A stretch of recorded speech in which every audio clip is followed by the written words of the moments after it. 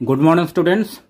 आज के আমরা শুরু করব ট্রান্সফরমেশন অফ সেন্টেন্স, অর্থাৎ একটি সেন্টেন্স থেকে অপর সেন্টেন্সে অর্থ বা মানে অপরিবর্তিত রেখে পরিবর্তন।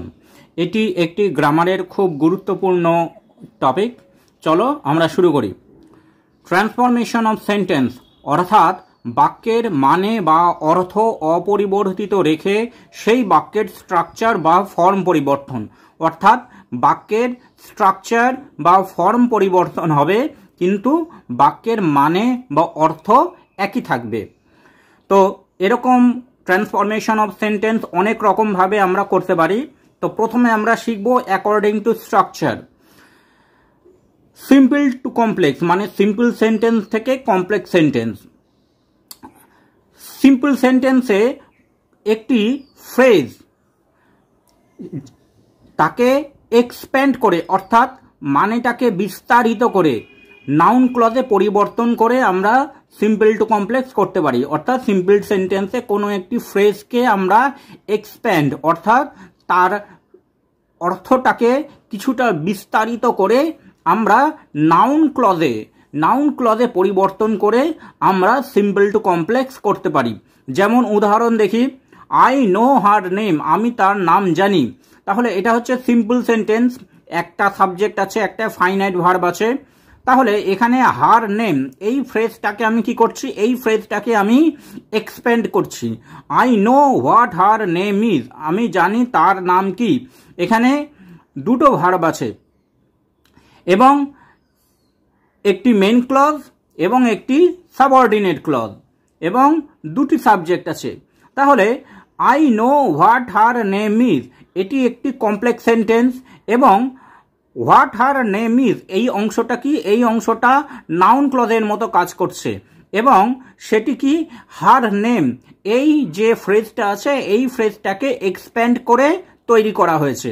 তো I know what her name is এইভাবে আমরা কোনো একটা ফ্রেজকে নাউন ক্লজে এক্সপ্যান্ড করে আমরা সেটাকে সিম্পল থেকে কমপ্লেক্স করতে পারি।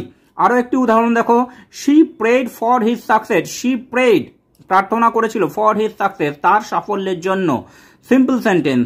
তো ফর হিজ সাকসেস এই ফ্রেজটাকে আমরা নিয়ে এক্সপ্যান্ড করলাম, she prayed that he might get success. She prayed সে প্রার্থনা করেছিল যে সে যেন সাফল্য পায়। তাহলে সে যেন সাফল্য পায়, that he might get success এটা সাবঅর্ডিনেট ক্লজ বা ডিপেন্ডেন্ট ক্লজ যেটা নাউন ক্লজের মতো ব্যবহার হচ্ছে। তো এইটাকে আমরা কি করলাম, এটাকে আমরা ফর হিজ সাকসেস এই ফ্রেজটাকে এক্সপ্যান্ড করে that he might get success এতে পরিবর্তন করে আমরা এটাকে কমপ্লেক্স সেন্টেন্সে পরিণত করলাম। তাহলে এই রকমভাবে আমরা সিম্পল সেন্টেন্সের কোনো ফ্রেজকে এক্সপ্যান্ড করে নাউন ক্লজে পরিবর্তন করে আমরা কমপ্লেক্স সেন্টেন্সে পরিণত করতে পারি। একই রকমভাবে সেন্টেন্সের একটি ফ্রেজকে এক্সপ্যান্ড করে রিলেটিভ ক্লজ বা অ্যাডজেক্টিভ ক্লজে পরিণত করে বা পরিবর্তন করে আমরা সেটাকে সিম্পল থেকে কমপ্লেক্স সেন্টেন্সে পরিণত করতে পারি। রাহুল ইজ অ্যান ইন্টেলিজেন্ট বয়, রাহুল একটি বুদ্ধিমান ছেলে। তাহলে বয় নাউন, তার আগে ইন্টেলিজেন্ট হচ্ছে adjective.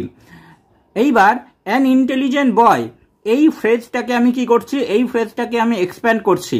Rahul is a boy who is intelligent, Rahul হচ্ছে একটি ছেলে যে হচ্ছে বুদ্ধিমান। তাহলে হু ইজ ইন্টেলিজেন্ট এই অংশটা কি, এই অংশটা সাবঅর্ডিনেট ক্লজ বা ডিপেন্ডেন্ট ক্লজ এবং এটি কি করছে, এটি বয় অর্থাৎ এই ছেলেটির একটি বৈশিষ্ট্য প্রকাশ করছে অর্থাৎ অ্যাডজেক্টিভের মতো কাজ করছে অর্থাৎ অ্যাডজেক্টিভ ক্লজ। তাহলে Rahul is a boy who is intelligent, এখানে who is intelligent adjective clause বা রিলেটিভ ক্লজে পরিণত করে আমরা কি করলাম, সিম্পল সেন্টেন্সটাকে কমপ্লেক্স সেন্টেন্সে পরিণত করলাম। এবার পরে আরো একটি উদাহরণ দেখো, she lost this book last week, সে এই বইটি গত সপ্তাহে হারিয়েছিল। তাহলে এখানে আমরা শি লস্ট দিস বুক এই অংশটাকে কি করলাম, এই অংশটাকে একটু এক্সপ্যান্ড করে দিলাম।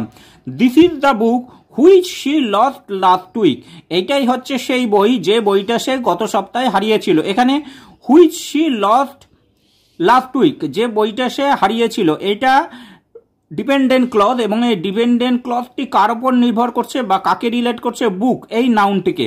অর্থাৎ এই ডিপেন্ডেন্ট ক্লজটি কাজ করছে অ্যাডজেক্টিভের মতো, অর্থাৎ এটি হচ্ছে অ্যাডজেক্টিভ ক্লজ। তাহলে এইভাবে আমরা কি করি? এইভাবে আমরা কোনো ফ্রেজকে অ্যাডজেক্টিভ ক্লজে পরিণত করে সিম্পল থেকে কমপ্লেক্সে পরিণত করতে পারি। এরপরে সাবজেক্টের একটি ফ্রেজকে এক্সপ্যান্ড করে অ্যাডভার্ব ক্লজে পরিণত করে, কোনো সিম্পল সেন্টেন্সের একটি ফ্রেজকে এক্সপ্যান্ড করে অ্যাডভার্ব ক্লজে পরিণত করে আমরা সিম্পল থেকে কমপ্লেক্স করতে পারি। দেখো প্রায় একই রকম।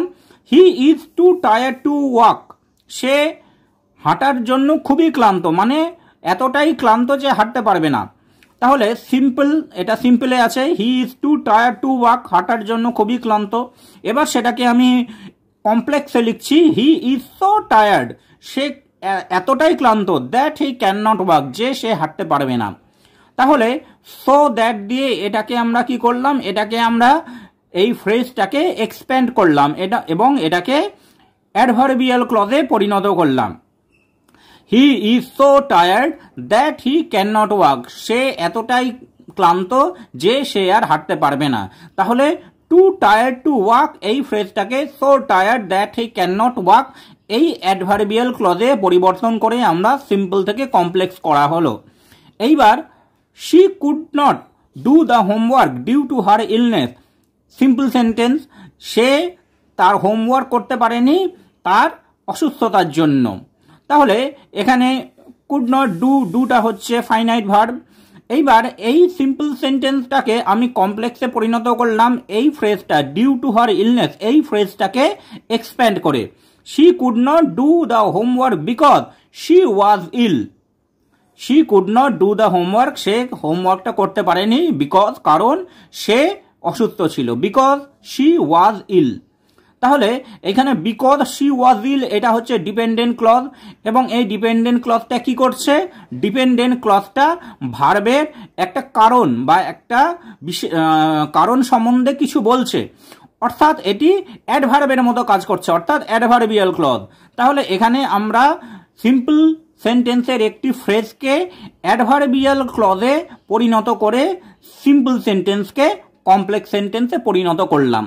তাহলে এইভাবে আমরা কি করতে পারি? এইভাবে আমরা সিম্পল সেন্টেন্সের কোনো একটা ফ্রেজকে নাউন ক্লজ অথবা রিলেটিভ ক্লজ অথবা অ্যাডভার্বিয়াল ক্লজে পরিণত করে বা এক্সপ্যান্ড করে সিম্পল সেন্টেন্সটাকে আমরা কমপ্লেক্স সেন্টেন্সে পরিণত করতে পারবো। Thanks for watching this video. তোমরা ফেসবুক এবং ইমেলে কন্ট্যাক্ট করতে পারো।